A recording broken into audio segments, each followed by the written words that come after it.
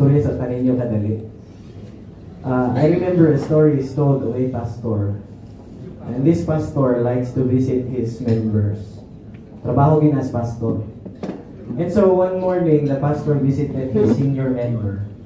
Kani nga senior member niya, he's in his late 90s. Medyo hinay na.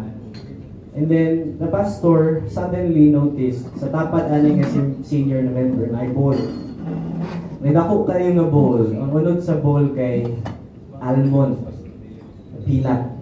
Ang almond ba, lami man kayo nakaunon, di ba?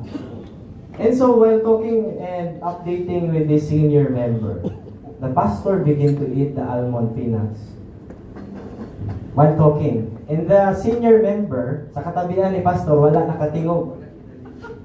Sige siya kaon. And the senior member now finally got the chance to talk to the pastor. Almost hapit na niya mahurot ang bowl nga na puno og almonds. And now ang senior member told the pastor, Pastor, kaganina pa ko gusto mo ingon sa imuha. Kani bitawng tigulang na ta. Dili naman jud ka makausap og kanang mani. So kanang imong gikaon nga mani di ay chocolate din na siya before. Ako alang giom-om ang chocolate nga gibili na ko ang mani.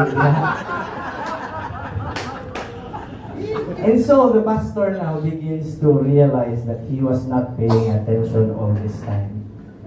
It's wonderful to pay attention, especially if you're listening to the Word of God. Amen? And so this morning, I will be talking about a very famous character in the Bible. His name is David. Kasi wala nakailangan David, pero nakailan mo kay statwa ni David dito sa Queensland. I still remember when that statue came up, we realized that it is a caricature of Michelangelo's sculpture. And so this morning, let me begin by sharing with you these thoughts karong kabuntagon. Bro, pwede niyo mo i-kuan, bro? Okay. If you can read behind me, I wrote here, while we may not be physically impaired, the complexities of life often lead us to rely on various crutches. Kung sa Bisaya pa, saklay. Diba? Wala may nagsaklay sa to during this morning, no? Like kung saklay pero tungkod. Diba? It's different. We rely on these crutches to navigate